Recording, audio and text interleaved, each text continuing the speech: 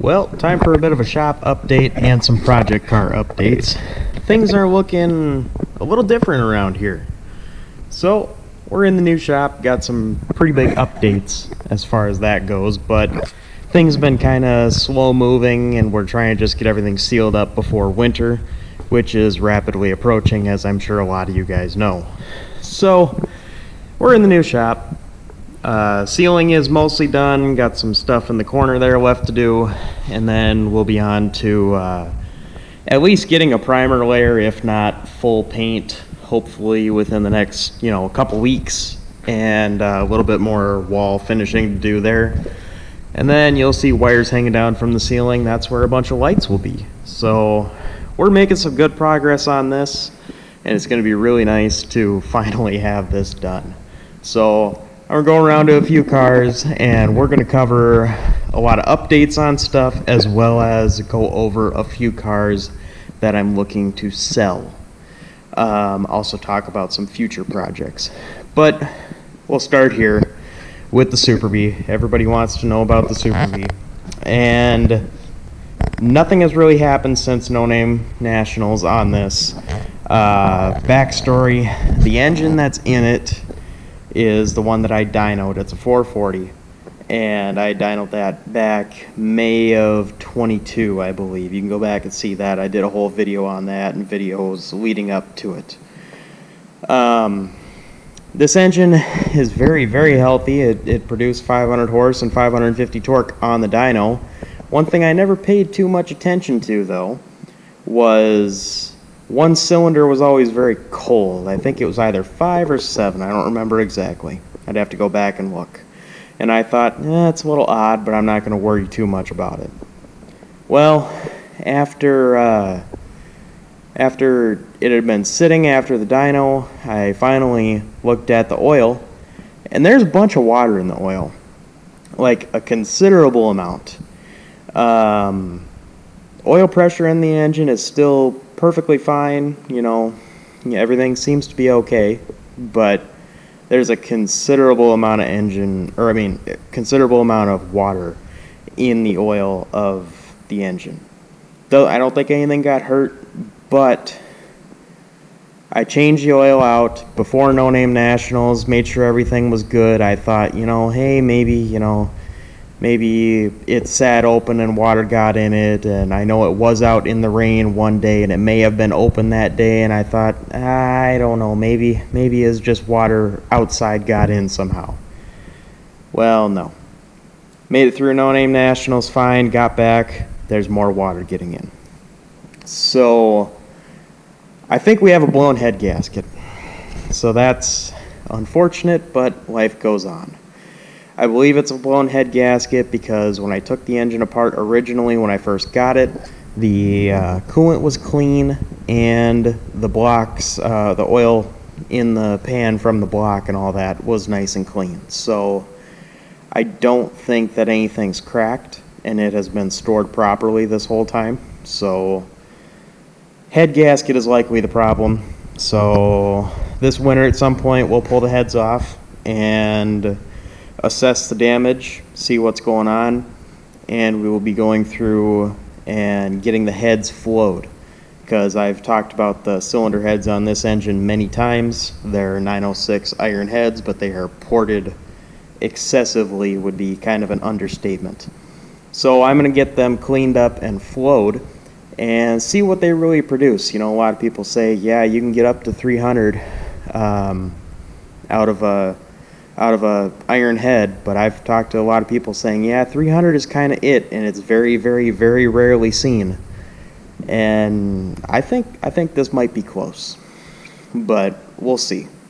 And then while we have it apart, we'll be upgrading to a 6-pack in the car, as well as this winter I'll be going through some interior stuff and overall just getting the car finished off. So be looking forward to that.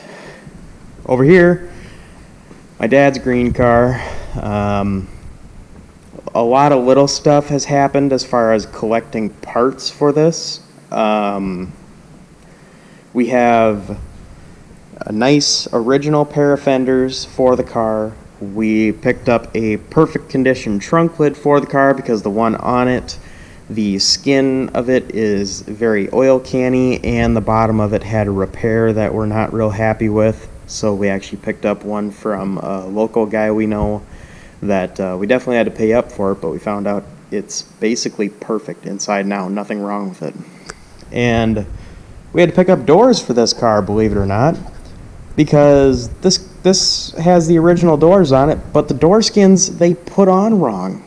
You know, I've seen a lot of different stuff, but that's a new one. I've never seen somebody put door skins on wrong, and this whole angle situation here is wrong on this door, and I believe somewhat on the other door. And it's dark in here, you won't be able to see, but down there, you know, the inside door structure is original, but they put door skins on it. Well, there's pinholes in the door structure that they just left. So, kind of, what the heck? It left me and my dad kind of shaking our head like, you know, okay, well, if you're just trying to get by, that's fine, but why would you do that? Why would you take the whole thing apart, have it all the way apart, and not fix it? But whatever. We got doors for it. We got fenders for it. We got a trunk lid for it. We have a fiberglass 6-pack hood for it. Still not 100% sure if that's the one we're going to use or not. But that is sitting over here on the Sunfire Yellow 69 Roadrunner. And this car is sold. Sold pending final payment. This is, you know, one of the Arizona cars, and here is the hood I was talking about. There's a very nice guy in California that is really looking for a nice, solid, clean body, and this is it. So we'll see what happens with there. Hopefully this winter we'll get that wrapped up, but who knows? Until then, it'll sit.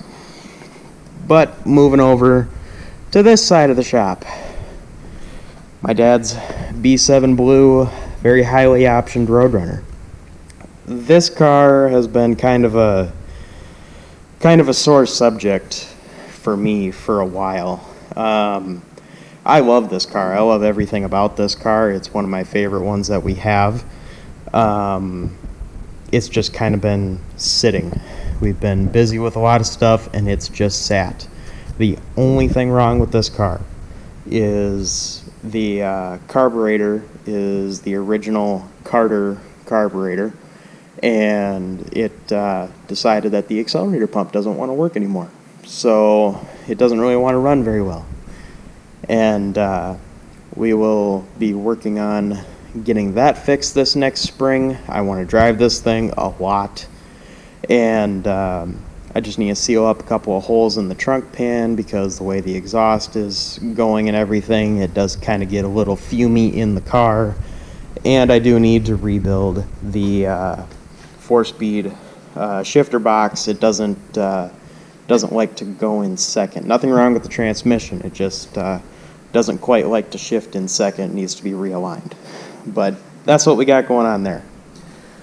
Here, surrounded by a bunch of other stuff, is the B7 Blue, another B7 Blue. They're both from the same color. B7 Blue Post automatic Arizona car that we, with help of other people that didn't exactly turn out, started quarter panel work on. This car is for sale. I would really like to sell this car because I think it would free up some cash and definitely go to a good home, hopefully. It's a very solid car. This quarter panel is 90% complete. It needs a little bit of finish welding and body work. And this quarter panel, there's your rust. So not that big of a deal. And it has one little spot in the trunk. And that's it, you know. So not a big deal. The floors are perfect. The frame rails are perfect. The whole front inner fender structure is perfect. You know, nothing wrong with it. It doesn't even have rust under the battery tray. It's that nice. It's just a roller. I got a clean title on it. No issues there.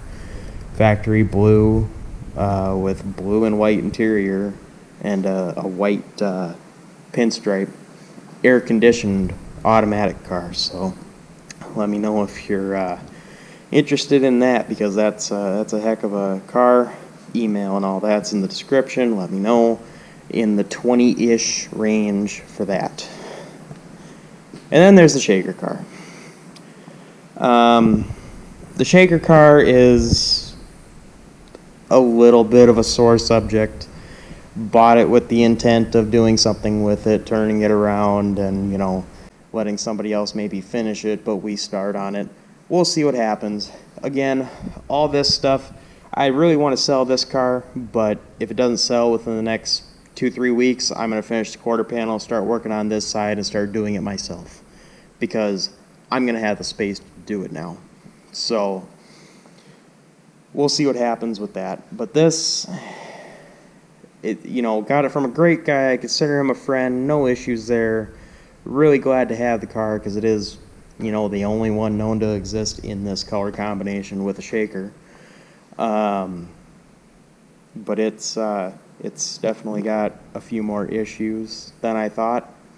The front right frame rail is bent pretty significantly, unfortunately, so that's pretty unfortunate, but we will continue on with gathering a few parts, or if somebody wanted to buy it, you know, that's possible too.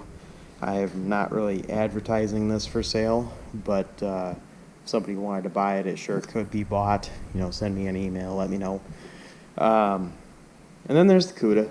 You know, the CUDA is what the CUDA is. It's in a million pieces, but that's on the list this winter to get some work done. So we're gonna hopefully be working on getting the back half put together. You know, trunk pan, quarters, tail panel, and even the roof. And once we get that stuff in line, it's you know, it needs very, very little floor work. It doesn't really need much work up front. I need to cut a patch in there, and I need to fix where they drilled out the spot welds here, and a couple little tiny things, and, you know, from firewall forward, there's no issues after those couple little fixes. So this would be kind of a longer term project, you know, kind of spend a couple days here, go work on something else for a week, another couple days here, go work on something else. So we're going to be looking at that, but not quite yet. Also, here is the 6-pack setup for the Superbe. So anybody interested in seeing that, that's what that whole assembly is going to look like. These are reproduction carburetors, but they're really, really nice. I need to get the linkage and kickdown assembly stuff for that, because I do want that all to be correct with the car. So a couple little parts to track now, but not a big deal. So take a look outside here for a minute. Also, there's the fenders for the green car, really nice fenders. And here's a car for sale. It's being used as a very high quality shelf right now, as you can tell. B3 blue, hardtop, 383 automatic Roadrunner. Really a very complete car. It needs rust repair in a lot of different areas, but it is a very, very complete car. And I have the title, I have fender tag, I have build sheet, and there's the numbers matching block, there's the numbers matching transmission. Great example of it's all here. B3 blue, black top, bench seat, column shift, black vinyl top, I already said that, and a couple little options here and there, and it's a hard top, which is really cool. So needs quarters, needs, you know, trunk pan, some floor work, some patches here and there, and fenders and doors and whatnot. But yeah, all that stuff that goes with it, you know, 10 grand is the neighborhood we're looking at there. If somebody's interested, let me know. We'll definitely see if we can work something out. That's another project I really would like to sell. It'd be a great winter project for somebody. But we'll see what happens, and we'll see what happens over the next, I don't know, next couple months as far as the project car market. Looking like things might turn positive, but we'll see what happens. I won't get too political on that. But over here, nothing else really for sale that way, but we could talk about it a little bit. 69 GTX, red, black top, black interior, black hood stripes, 440, automatic, bucket seat, console, you name it, it probably has it. Air grabber car too. That's something we probably won't get to anytime real soon, but it's sitting here, it's safe, it's, you know, kept undercover. And here's the Butterscotch Roadrunner is what I call it. It's not really butterscotch, it's T5 bronze, but they painted it butterscotch. 383, 4-speed, hard top, bucket seat, console, 4-speed car. Very nicely optioned car. It's got a few more options beyond that I'm probably not remembering, but I can't remember everything. So that might get a little work this winter. I'm not betting on it, but it might. It might get some stuff put back together on it. Not really sure the direction on that one yet, though. And then there's this one. 71 Roadrunner, 383 4-speed car. Kind of the car that every time I put some effort into making it better, it fights back. I replaced the starter in it this year with a new mini starter because the other starter was just barely turning it over even with full battery. And yep, had to fight with headers to get that off even on a 383.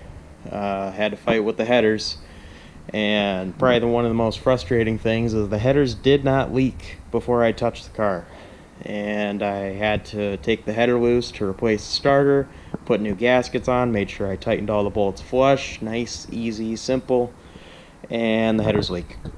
So that's great. And it's kind of backfiring through the carb a little bit. I need to screw around with the carburetor and the timing, and I think I blew a power valve in the carburetor because it seems like it's dumping an awful lot of fuel down it. So probably a blown power valve. Might do something with this. Just depends on what we get to this winter on some other projects. Depends on how far in depth we get with other projects, and if we get any anybody dropping cars off to work on stuff too, so that's kind of the other goal in building the shop, was to end up working on stuff for ourselves, but the potential of customer work as well. So moving outdoors to another couple of project cars for sale. There's this Superbe. You guys have probably seen a couple videos on this. This got a 383 and an automatic in it that are supposedly good. I can't guarantee that, but they sure do look good. And reasonably solid car, solid frame rails. The floor is pretty good in it. It needs trunk pan, quarters, and outer wheelhouses, and other miscellaneous patches. But yeah, that's for sale too. Clean title. Probably about 12 grand is the neighborhood on that. And then there's this Challenger, which is possibly spoken for, don't know for sure yet. And there's the red RT. I really do like this car quite a bit, but again, it's I don't know when I'm gonna get to it, if I get to it. So that being said, I have every piece of metal for the car pretty much. I have quarters, I have trunk pan, inner and outer wheelhouses, I have rear frame rails, I have floor pan, I have everything that would be needed. I have better fenders, I have a pretty nice trunk lid, so we'll see what happens. But somebody wants this, clean title. I have a 68 HP 440 and automatic transmission for it. Is in the 15 neighborhood. So again, email me if you're interested in anything, but not this, because this isn't for sale. A lot of people want this car. I'm really surprised at how many times I get asked about this car. So this is the Coronet. It's been having some issues. Not gonna sugarcoat it, not gonna lie. I had a coil go bad in it. The first time I've ever had a coil go bad. That was interesting. You be driving down the road after, you know, letting it warm up a little bit. Once it got up to temperature, it'd just die. And once you let it cool all the way back down, you turn the key, fire it right back up, no problem. So kind of a weird situation there. I put a new carburetor on it, a Edelbrock 800 AVS2. It seems to like that a little better, but I'm running out of it. The 440 in it is plenty healthy, I believe, but it will not pull past 4,000 RPM at all. You could have your foot to the floor and it'll run up to, you know, 4,500 or so and just hold. And it won't go past that unless you're, you know, really trying. And even then, it's not happy about it. So I think I have a fuel delivery issue. I think I need to go through and have new tank, new sending unit, new fuel line from the tank to the fuel pump. I've swapped fuel pumps a couple times thinking that was the issue. It's not. It's the hard line, I'm sure. I'm sure it's plugged with some other crap in there, but we'll see what happens. I'd like to really get this thing cleaned up and get a couple things fixed on it this winter so I can just get in it and drive it next spring. The only other thing that's happening is the 4-speed is acting up a little bit, and I don't know if it's the transmission or if it's the shifter. I'll be driving along, I'll put it in, you know, first fine, second fine, shift it into third, and if I'm driving along in third, it'll sometimes just pop out of gear and go back to neutral when I'm in third gear driving. So could be a synchro, could be the shifter.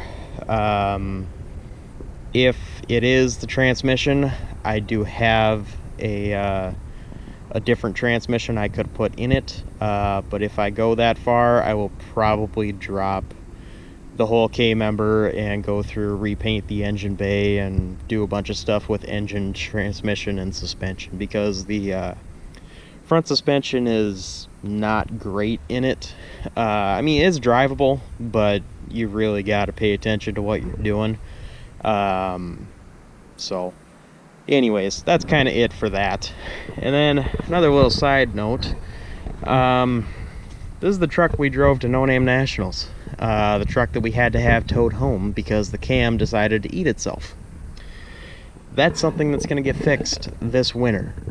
I don't know if that's something anybody would be interested in seeing filmed or not.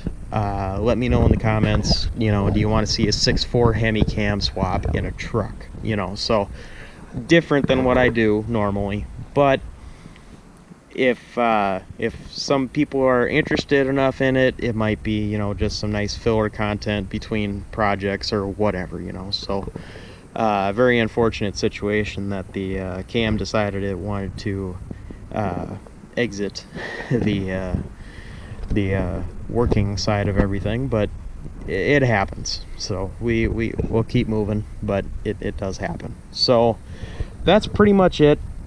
Definitely let me know if you're interested in any project cars. We got plenty of stuff to go around, and you know, I really appreciate you guys watching. I know I've been kind of lacking on videos, but as I showed with the working on the large side of the shop, I've been pretty busy with some other stuff, getting that thing sealed up before winter, because I'm staring outside, you know, it's like 5 o'clock, not even, and it's already starting to get dark, and it's probably about 45 degrees. So winter's coming, and it's coming faster than I'm prepared for, so I got a lot to do. But I definitely appreciate you guys watching, and definitely consider like, share, subscribe, all that good stuff, and I'll see you guys in the next one.